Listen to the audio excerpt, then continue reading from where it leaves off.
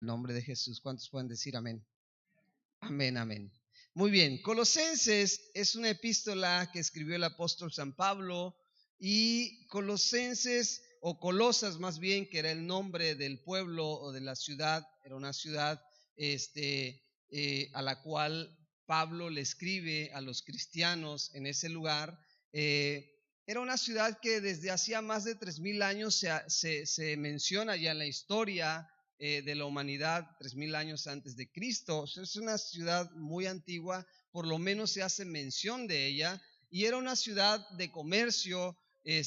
Las rutas comerciales en ese entonces pasaban por Colosas, ¿sí? Y era una ciudad muy próspera, muy abundante en riquezas, en comercio. Sobre todo se producía mucha lana en ese lugar, y era reconocida Colosas, esta ciudad, por ser una ciudad comercial y de mucha importancia y de muchas riquezas. Así que el apóstol San Pablo no fue quien fundó la iglesia ahí, sino que fueron otros personajes, pero el apóstol San Pablo, viendo que se estaba viniendo una serie de problemática entre los hermanos de Colosas, ¿sí? Entre los colosenses, tuvo a bien escribirles esta carta como un mensaje de Dios para que ellos pudieran retener lo que estaban recibiendo en Cristo Jesús. ¿Sí? Se estaban presentando algunos problemas,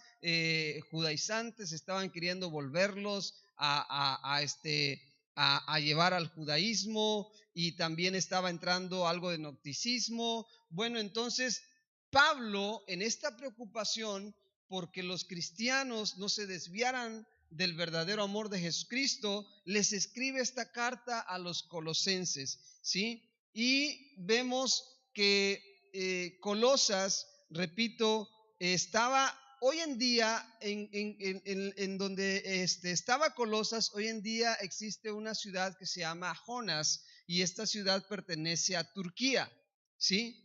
Entonces, Turquía es hoy en día, abarca todo el territorio y mucho más de lo que era Colosas. Pero vamos a entrar en materia. De hecho, la epístola a los colosenses, hermano, es una de las epístolas que más menciona la preeminencia del Señor Jesucristo.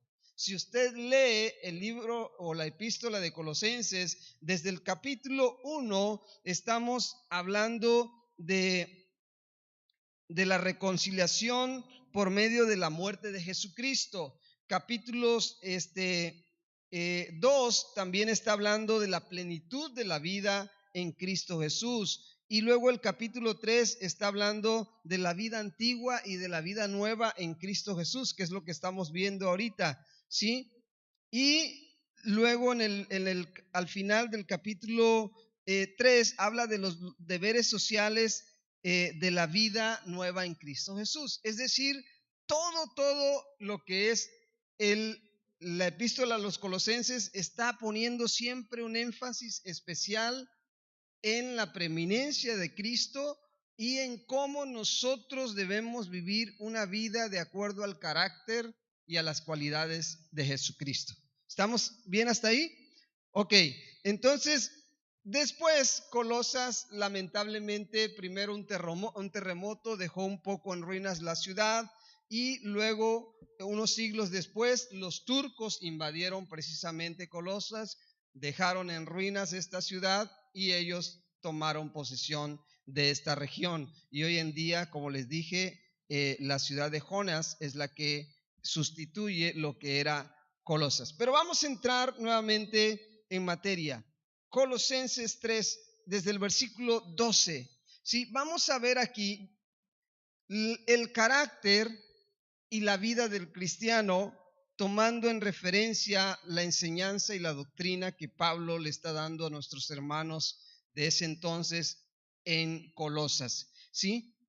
El tema es el carácter y la vida del cristiano, ¿sí? Primero vamos a ver en el versículo 12, dice: vestíos pues como escogidos de Dios, santos y amados, de entrañable misericordia, de benignidad, de humildad, de mansedumbre, de paciencia, soportándonos unos a otros y perdonándonos unos a otros. Vamos primero a entrar ahí.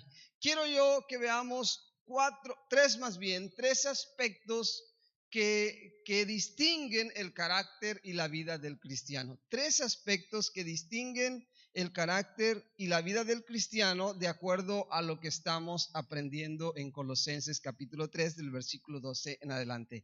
El primer aspecto es que como hijos de Dios, nosotros debemos estar vestidos o debemos tener las vestiduras correctas. Diga, debemos tener las vestiduras correctas. ¿Ok? Este es el primer aspecto del carácter y de la vida del cristiano. Debemos tener las vestiduras correctas. Primeramente debemos estar vestidos. Diga, debemos estar vestidos. Resulta que, como les decía en el principio, existe la desnudez en el ámbito espiritual. Existe la desnudez. Adán y Eva, como les comentaba, una vez que fallaron, ellos se dieron cuenta de que estaban desnudos. Vino una conciencia a ellos de que no tenían ropas y se avergonzaron de sí mismos, se avergonzaron entre ellos, y cuando oyeron la voz de Dios, también tuvieron temor de Dios, tuvieron miedo, porque se dieron cuenta que estaban, ¿qué? Desnudos. Existe una desnudez en el ámbito y en la atmósfera espiritual. Escuche esto. Y los hijos de Dios, los cristianos, debemos estar vestidos, debemos tener primero las vestiduras. Hay muchas personas que en el ámbito espiritual o están desnudos o tienen sus ropas manchadas. Escuche esto. Muchas personas que en el ámbito espiritual, en la atmósfera espiritual, o viven en desnudez o tienen sus ropas manchadas. Adán y Eva se dieron cuenta que estaban sin ropas y luego buscaron hojas de higueras y quisieron cubrirse su desnudez. Hoy en día el mundo quiere cubrirse su desnudez con hojas, con higueras, mas sin embargo solamente las ropas que vienen de Dios son aquellas que realmente nos van a cubrir la desnudez. No hay otras ropas que puedan cubrir la desnudez del ser humano más que las ropas que provienen de Dios. Ellos quisieron cubrirse su desnudez. Se pusieron higueras para cubrirse su desnudez. Hoy en día el mundo trata de cubrir su desnudez.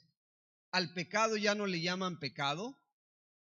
Al pecado le han puesto 1001 nombres porque quieren cubrir su desnudez. ¿Sí? El que roba ya no es ladrón, ahora es un ¿qué? Hasta le ponen nombres, parecen como nombres hasta científicos, ¿no? ¿Cómo le llaman a los ladrones hoy en día? Cleptómanos. Ah, mira, ahí viene un cleptómano y tú dices, ¿y esa profesión cuál es? Un cleptómano. No, eso significa robo. Un ladrón no es un cleptómano, ¿cierto? Y así van disfrazando. El mundo hoy en día está disfrazando el pecado.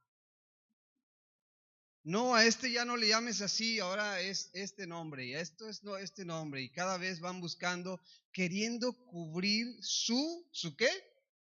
Su desnudez, su pecado, ¿sí? Mas sin embargo, la desnudez únicamente se cubre con las vestiduras que vienen del cielo.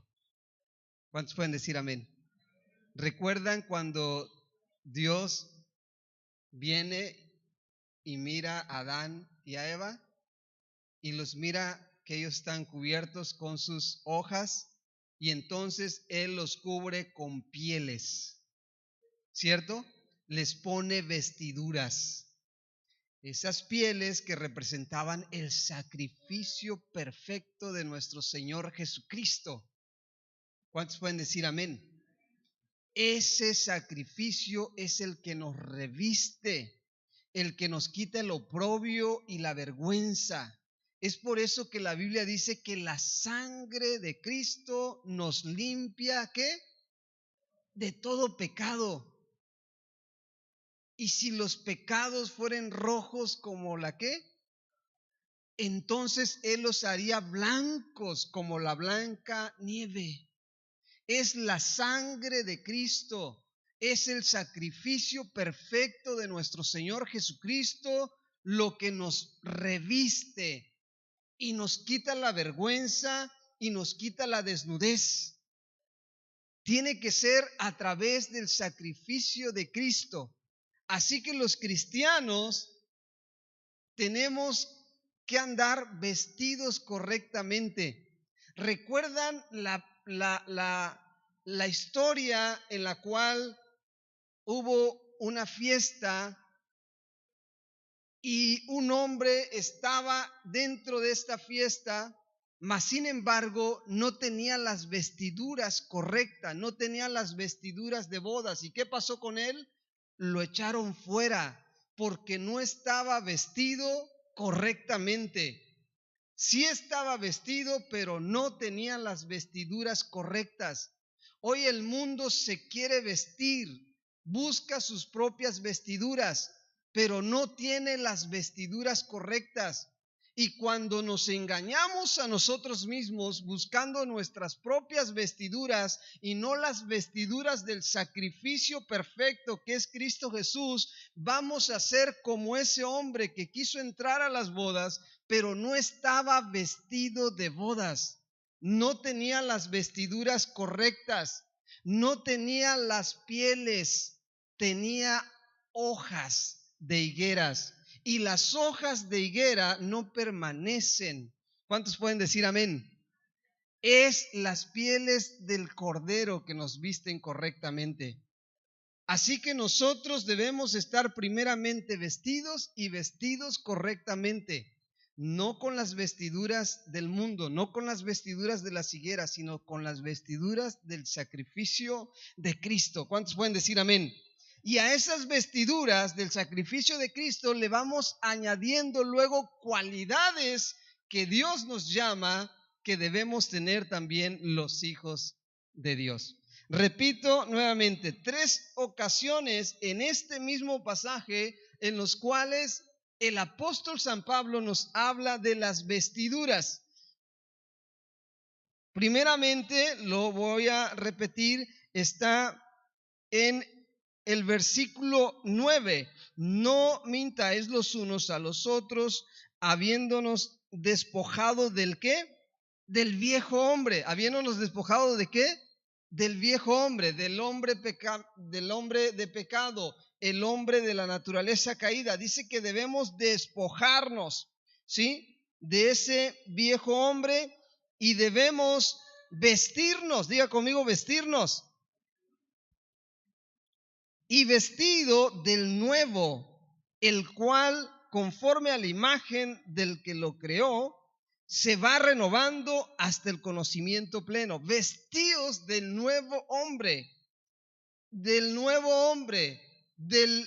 la nueva criatura, de la cual nos habla el apóstol San Pablo también en la epístola a los Corintios, de esa nueva criatura que venimos a ser una vez que hemos aceptado el sacrificio de Jesucristo. Y en el versículo 12 dice, vestíos pues como escogidos de Dios. Diga, como escogidos de Dios.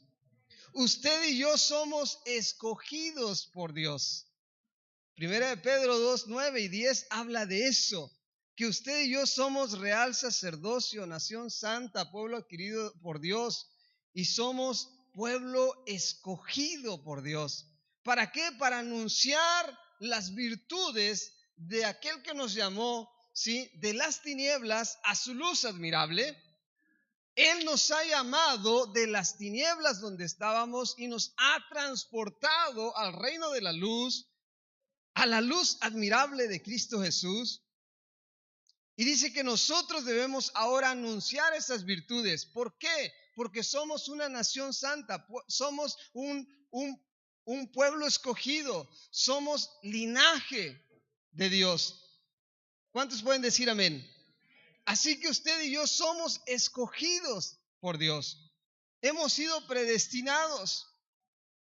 Ahora bien, el hecho de que seamos escogidos no quiere decir que los demás no tengan entrada o solamente Dios de una manera arbitraria escoge tú sí, tú no y tú sí. No, ¿quién es un escogido por Dios?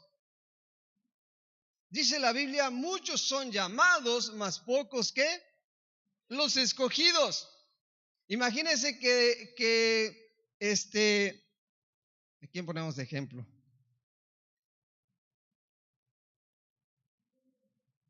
Imagínense que David Valenzuela anda de buenas y dice, hermanos, a la salida todos están invitados a comer. Vámonos a comer. ¿Qué les gusta? ¿Comida china? ¿Gourmet? ¿Qué les gustaría? Y David dice, todos están invitados. Todos. Pero no todos van a la invitación de David, solamente unos. Y esos unos se vuelven los escogidos. No porque él dijo, tú sí vas, tú no vas, tú sí vas y tú no vas a mi comida. No, él los invitó a todos, diga a todos. Así el Padre Celestial hizo una fiesta para su Hijo e invitó a todos. Pero muchos se excusaron y dijeron, unos dijeron, yo no puedo, estoy recién casado, estoy de luna de miel, excúsame, no puedo ir. Otro dijo, yo estoy probando una yunta de bueyes que acabo de comprar, excúsame, no puedo ir. El Padre hizo la invitación, ¿para quién? Diga, para todos. El Padre hace el llamado para todos, porque Dios, escuche, Dios no quiere que ninguno se pierda, sino que todos procedan al arrepentimiento. Diga, todos. Él hace el llamado para todos. Jesucristo vino y murió en la cruz por amor a todo el mundo. Es lo que dice Juan capítulo 3, versículo 16, porque de tal manera amó Dios al mundo. ¿A quién? Al mundo, a todos, que dio a su Hijo unigénito para que todo, diga para que todo. Ahora ahí vienen los escogidos. Dios llama a todos. Él murió por todo el mundo. Pero ahora los escogidos son todo aquel que cree. Él habiendo ido a la cruz por todos, Él está haciendo el llamado para todos, porque la voluntad de Él es que ninguno se pierda, sino que todos procedan al arrepentimiento, pero solamente todo aquel que cree es el que recibe la vida eterna. ¿Cuántos pueden decir amén? Así que David dice, todos están invitados a la comida china hoy a la salida de la reunión. Pero solamente aquellos que digan, muy bien David, cuenta conmigo, ahí voy a estar. Solamente esos serán los escogidos.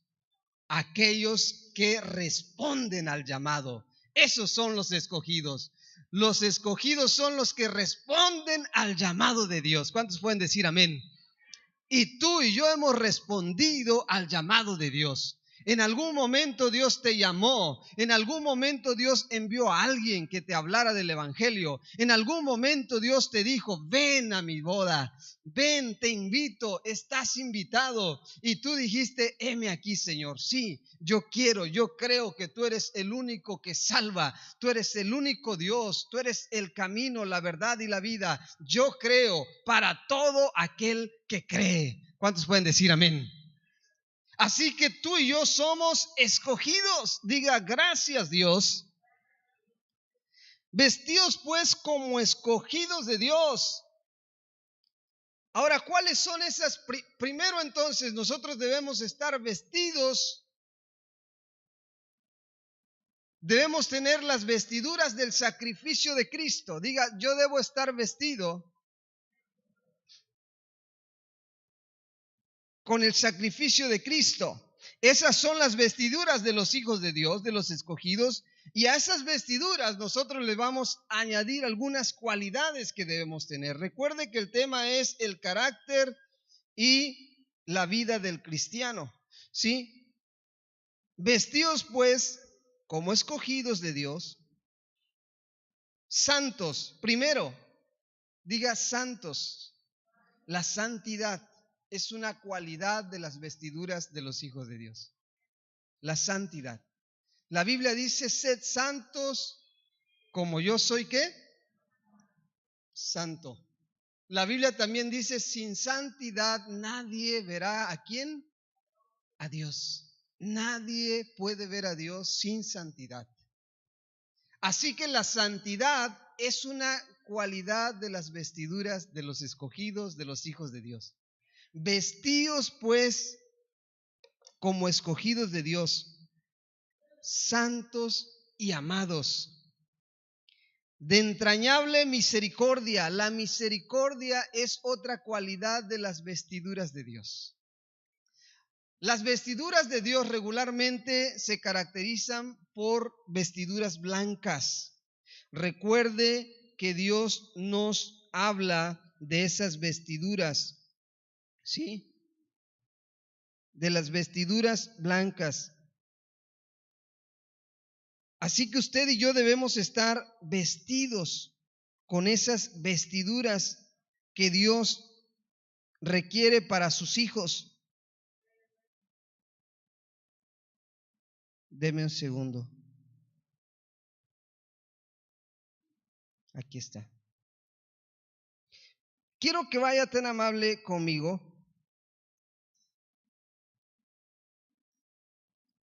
a Efesios capítulo 6, versículo 14.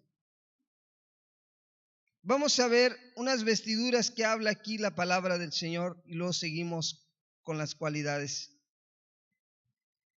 Dice, estad pues firmes, ceñidos vuestros lomos con la verdad y vestidos ¿con qué? Con la coraza de justicia. ¿Sí? Otra de las cualidades de las vestiduras de los hijos de Dios, aparte de la misericordia y de la santidad, es la justicia. ¿Sí? Usted y yo debemos practicar la justicia, hermanos. Usted y yo debemos practicar la justicia, debemos aprender a ser personas justas. ¿Sí? Acuérdese que la Biblia habla de las balanzas justas. Tenemos que aprender a vivir practicando la justicia, lo que es justo para cada uno, ¿cierto? No ser ventajosos, no ser avariciosos, no es avanzar, aunque me lleve por delante a quien sea. Tenemos que aprender a practicar la justicia. Y la justicia en los hijos de Dios es una cualidad para sus vestiduras. ¿Cuántos pueden decir amén? Diga, Señor Jesús, haznos santos, misericordiosos y justos. Justos. ¿Se acuerda en cuanto a la misericordia? Usted y yo debemos aplicar siempre misericordia, ¿sí?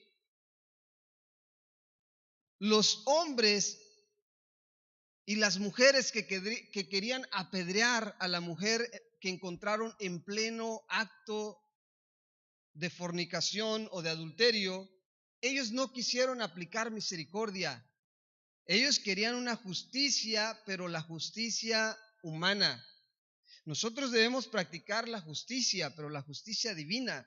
Y ellos querían aplicar justicia. Ellos dijeron, esta mujer fue encontrada en el mismo acto, así que necesitamos apedrearla. Y todos traían sus piedras, ¿cierto? Y el Señor Jesucristo fueron incluso para tentarle diciendo, ¿qué hacemos? ¿Qué hacemos con ella? La ley dice que debemos apedrearla. Y querían aplicar la justicia humana, sí, para la mujer, pero a la vez querían ver de qué manera podían hacer caer al Señor Jesucristo en una respuesta equivocada, ¿sí? Y el Señor Jesucristo, mientras está escribiendo en la tierra algo, quién sabe qué escribía, entonces Él dijo: quien esté libre de pecado, arroje la primera piedra. Les responde como solo Dios lo sabe hacer. El que esté libre de pecado, que arroje la primera piedra. Y dice la Biblia que todos, desde el más viejo hasta el más joven, dejaron sus piedras y se fueron. Y cuando el Señor Jesucristo levanta el rostro y dice: mujer, ¿dónde están los que te acusaban? Y la mujer, yo creo que temblando y llorando, porque estaba a punto de morir. No era un cuento, la iban a matar, la iban a apedrear y sepultarla en piedra. Esa era la muerte. Tenían que aventarle piedras hasta matarla, derribarla y sepultarla en un montón de piedra. Así es como iba a morir la mujer. Entonces, cuando vio que todos se fueron y solamente el Señor Jesucristo estaba frente a ella, pues la mujer seguramente estaba temblando, estaba llorando. Había vuelto a vivir. Había vuelto a vivir porque ella estaba condenada a morir. Y los que tenían lista la piedra no quisieron aplicar misericordia. Escuche algo, en algún momento de nuestras vidas vamos a tener la oportunidad para tener siempre la piedra en nuestra mano contra otros. Y según nosotros tenemos todo el derecho para aventarla. Sí tengo todo el derecho de aventártela, porque me hiciste esto, porque me robaste o porque hiciste aquello contra mí, así que tengo todo el derecho. Pero la Biblia dice que debemos aplicar también misericordia. Da de gracia lo que recibiste, ¿qué? De gracia.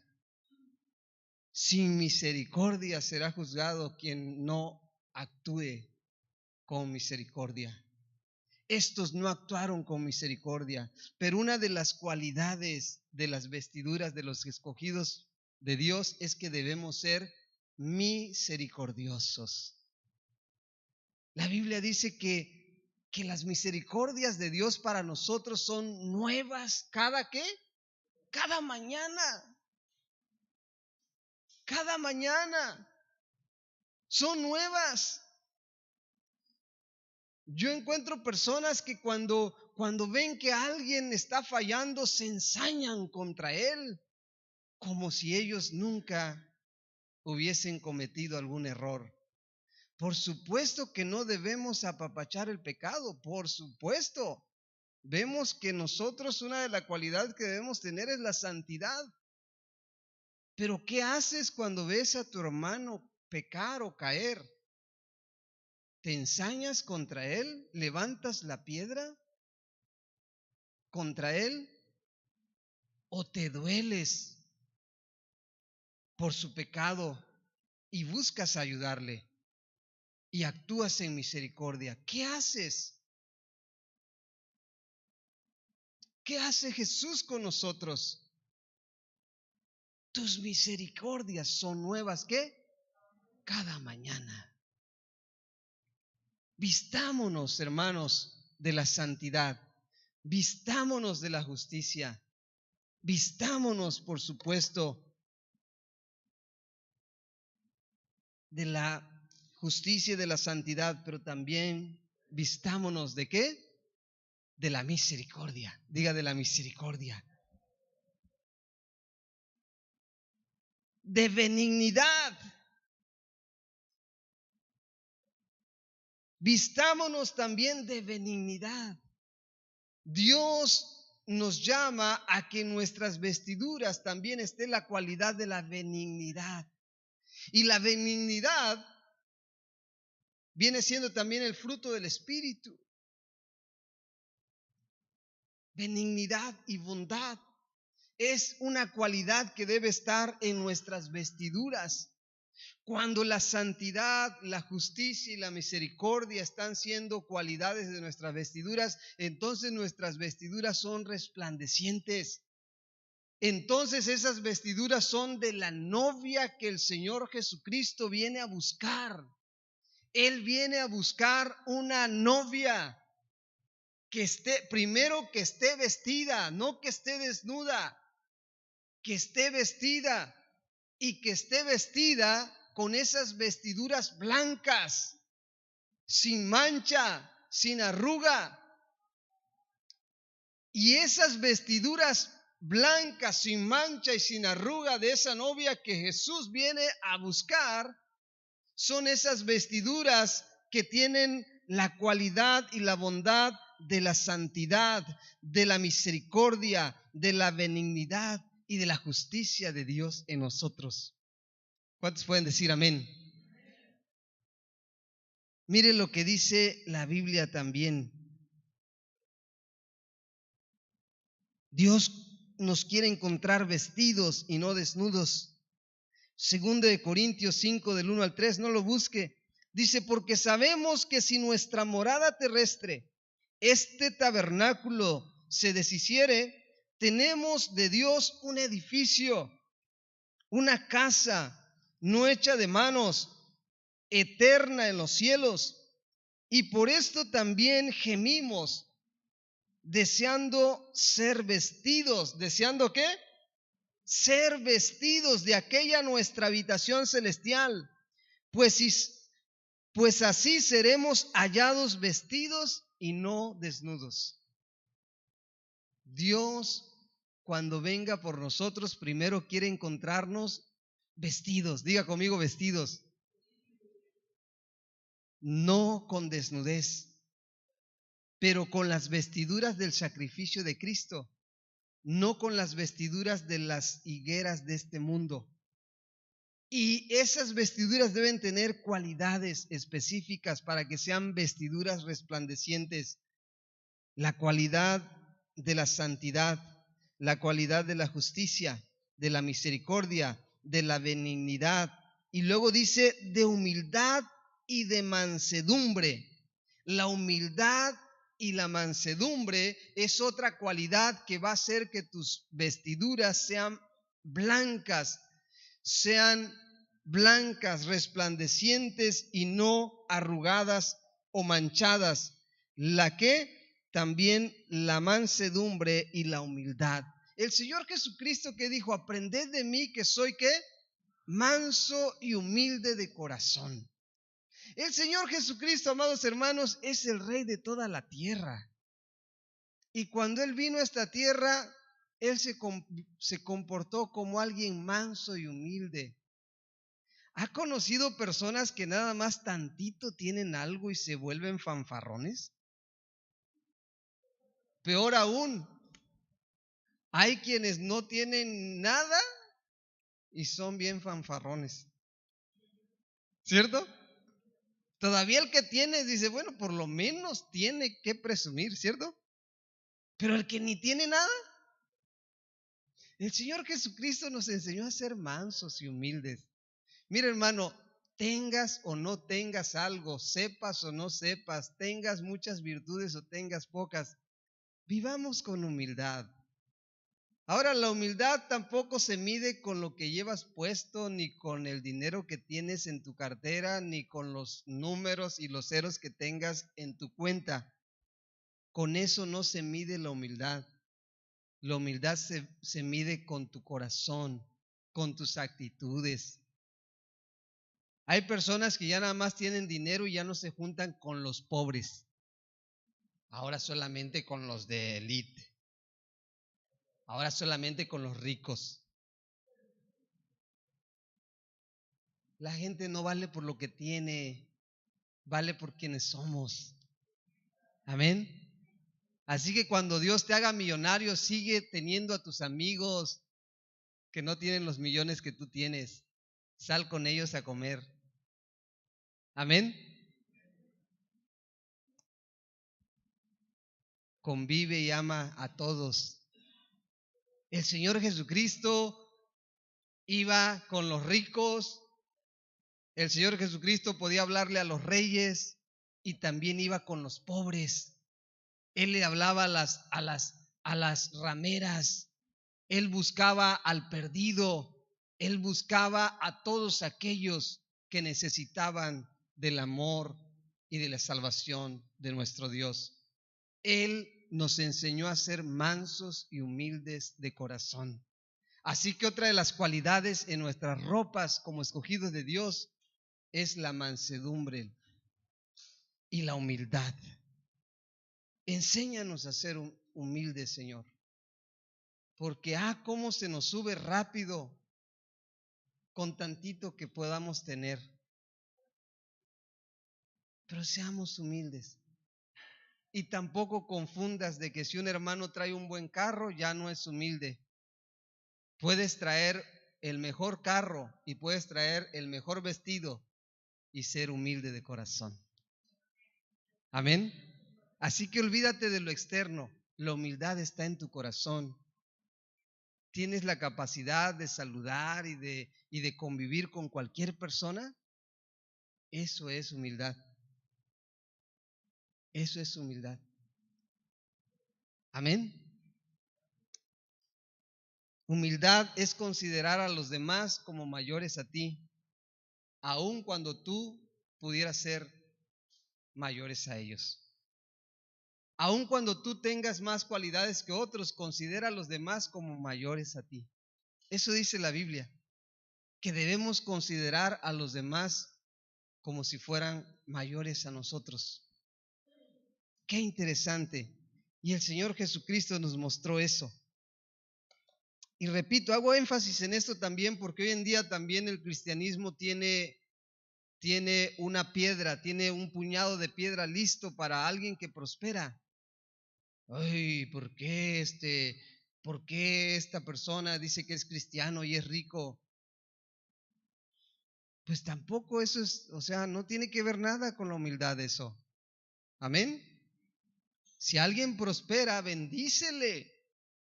Si alguien se hace millonario, bendícele. Igual que un día hasta puedes necesitar y te bendice el hermano. Pero si lo enjuicias cuando alguien prospere y de algún día necesitas que te apoye, pues va a decir, ¿cómo? Pues si me has juzgado y criticado toda la vida. Amén. Aprendamos a vestirnos de humildad y de mansedumbre. Otra cualidad, ¿cómo vamos con el tiempo? ¿Ya andamos llegando a la meta? Ok, dígale al que está a su lado, ya casi llegamos a la meta.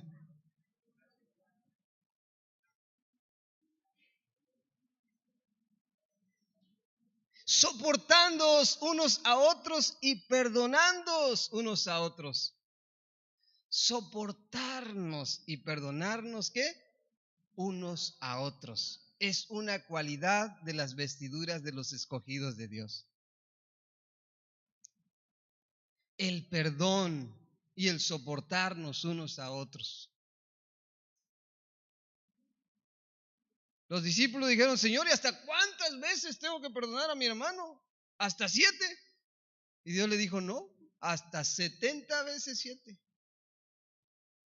Y si tú multiplicas 70 veces 7, ¿cuánto es? 490.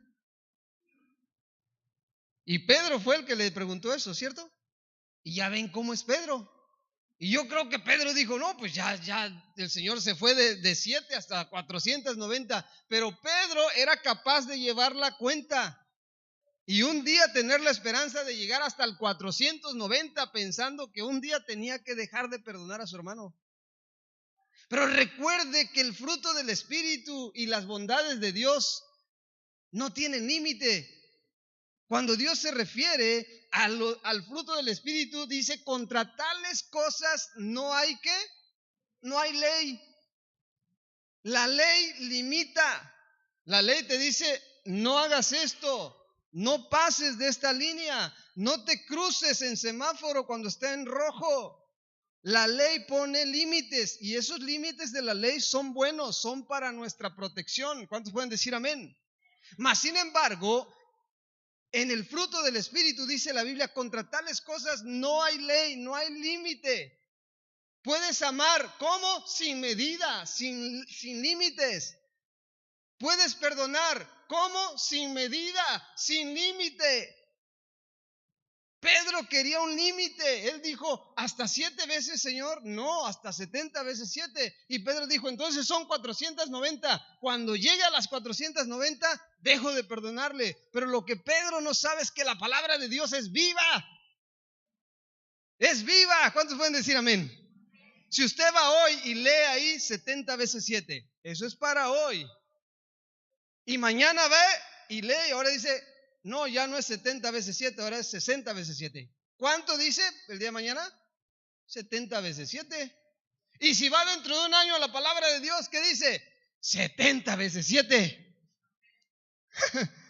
Diga, la palabra de Dios es viva. O sea que no hay límites. Perdonándonos y soportándonos unos a otros. ¿Sí? Miren, hermanos, yo sé que hay hermanos a veces que son difíciles de soportar y de perdonar. Pero usted y yo debemos perdonar y soportar. Qué interesante. Ya le he contado la historia de nuestro amigo Panchito, de Salvador, cuando estuvimos estudiando en Durango y era nuestro compañero. Imagínense, en cada casa, eso es una casa grande, en cada casa estábamos 24 alumnos, porque cada casa tenía 6 recámaras y en cada recámara habíamos 4. Había 2 literas y en cada litera pues 2. Y un baño, eso sí, para cada recámara. Entonces, la regla era de que el primero que se bajara de la cama en la mañana, el primero que tenía derecho al baño. Y este Panchito era tremendo. ¿Saben cómo orábamos? Bueno, lo primero que teníamos que hacer era levantarnos y orar. Y después de orar, ahora sí, el primero que ponía el pie bajo de la cama era el que tenía el derecho a irse a bañar. ¿Por qué? Porque si no estabas a tiempo, el camión pasaba a las 6:30 y si no estabas a tiempo, el camión se iba y te quedabas. Eso era el internado donde estuvimos, en la escuela de Marcos Witt, en CCDMAC. Y resulta que este Panchito era tremendo. Él ni oraba y ni se preocupaba por bajarse temprano. Pero como él estaba siempre cerca, su litera de él era la que estaba casi enfrente del baño. Y nosotros todos con nuestras reglas, ¿verdad? Y nos levantábamos y lo que hacíamos, nos cubríamos con la sábana y estábamos orando ahí en nuestra litera porque hace un frío en Durango en diciembre, pero bastante. Y estábamos orando y ya cuando terminamos, o sea, el primero que se levantaba iba y él lo que hacía se quedaba acostado y nomás estaba viendo en cuanto el primero que se levantaba y ya iba al baño, corría y se metía al baño. Y nosotros, Panchito, ¿qué pasó? Oye, tú ni te levantaste a orar, ni te levantaste primero y te metes al baño. Se ponía a rasurar, se ponía a cantar en el baño. Y nosotros acá. Y 2 veces hablamos con él. No, sí, perdóneme. Y no salía de ahí y hacía lo mismo. Hasta que una vez dijimos los otros 3, ya vamos a acusarlo. Y después de 3 reportes lo tenían que expulsar.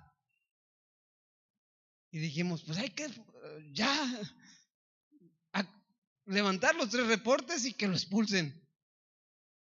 Y el encargado del cuarto dijo, ¿saben qué? Ya, perdonémosle. Oye, pero no es justo. Perdonémosle.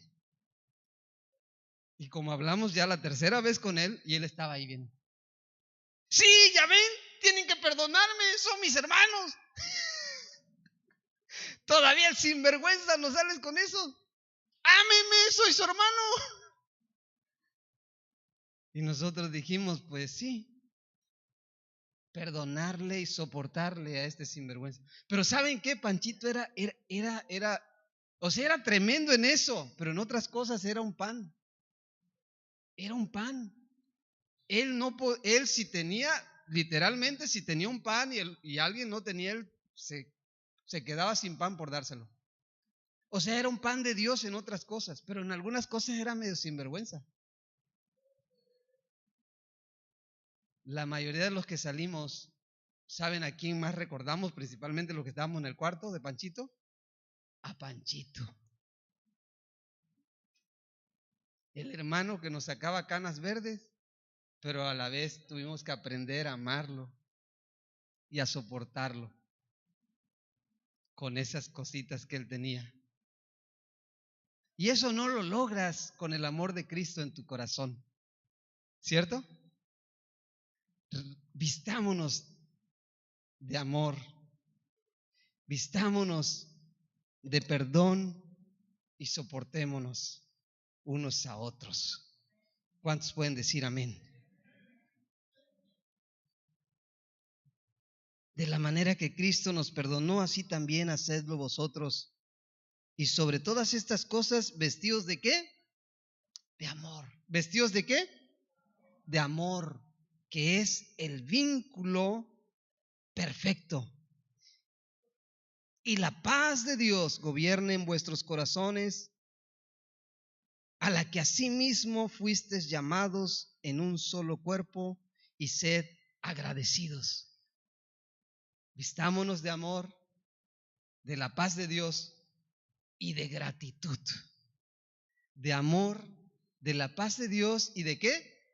Y de gratitud. Los pacificadores heredarán la tierra. ¿Quiénes la heredarán? La nueva tierra. Los pacificadores. La paz, el amor de Dios en nosotros hace que nuestras vestiduras sean blancas, sean resplandecientes. Amados, recuerde que el amor es el fruto del Espíritu. Diga: Espíritu Santo, revístenos de amor, de paz y de gratitud. Dad gracias a Dios ¿en qué? En todo. En todo. Aun cuando estás pasando por situaciones difíciles, sí, dile: Dios, gracias que tú me sacarás de esto. Gracias que para algo bueno está sucediendo esto. Dad gracias a Dios en todo. ¿Sí? Aspecto número 2, yo creo que aquí le voy a parar porque ya no nos da el tiempo.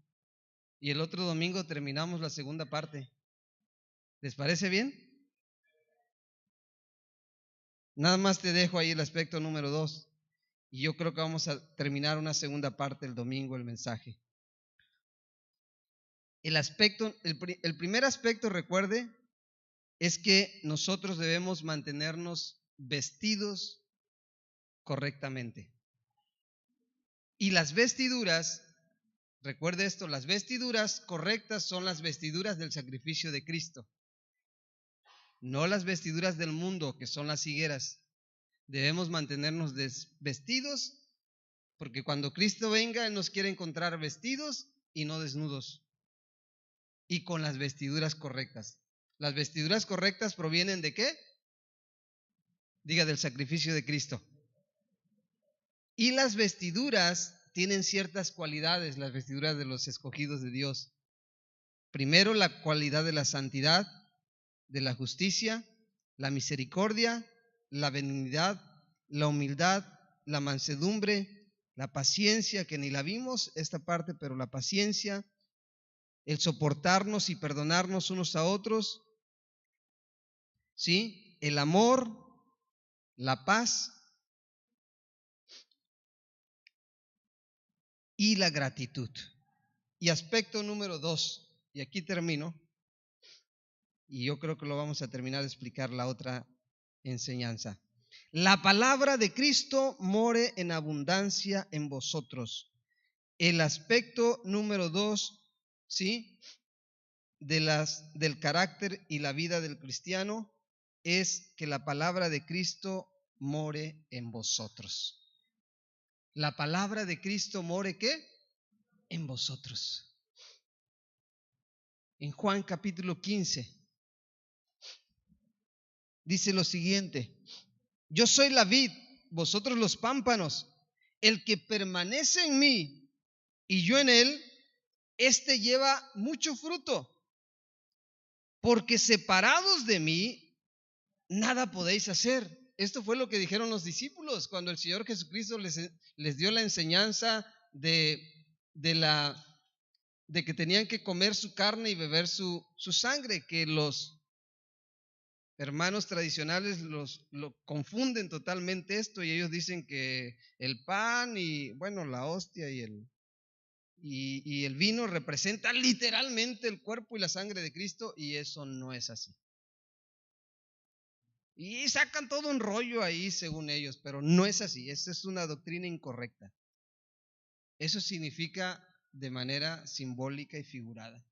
Cuando usted está tomando el pan y la copa, que vamos a hacerlo el otro domingo, no significa que literalmente está tomando el cuerpo de Cristo. Eso no es así. Sí, porque ellos dicen, porque Jesús mismo lo dijo. Este es mi carne y mi sangre. Pero también la Biblia dice, yo soy la puerta. Y entonces cada vez que tú estés frente a una puerta, ¿es Cristo ahí materializado en esa puerta? No. Yo soy la vid. Entonces cada vez que te encuentres una vid, ahí está Cristo materializado, porque Él dijo, yo soy la vid. No. Hay que entender correctamente la Escritura. Amén. Bueno, pero ese es otro tema. Juan, ¿por qué me estás desviando de tema?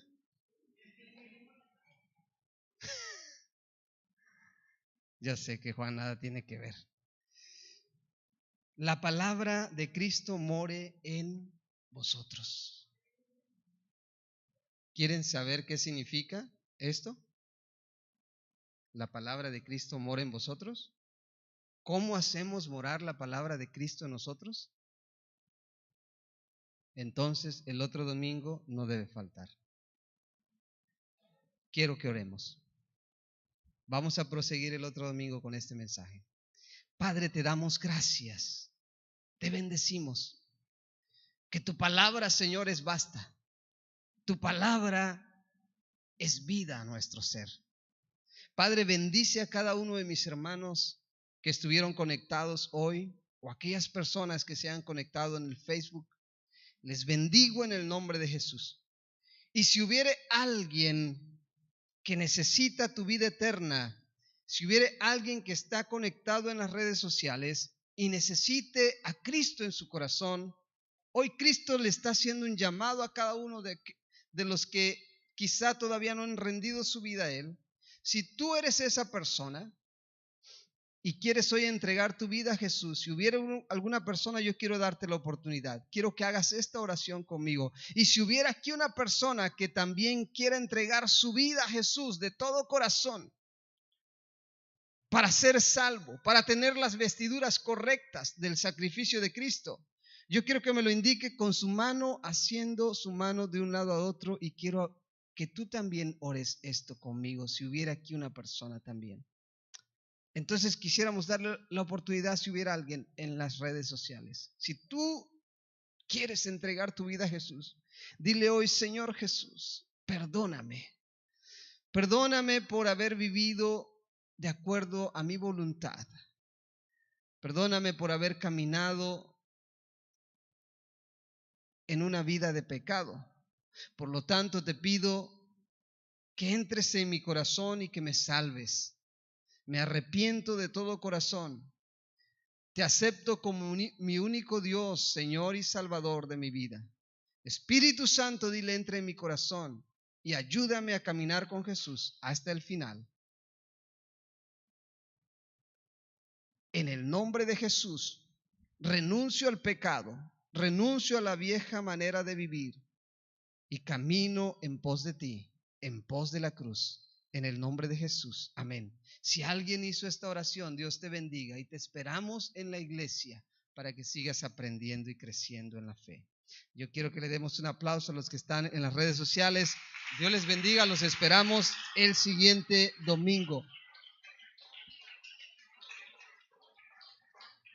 Y mientras Pablo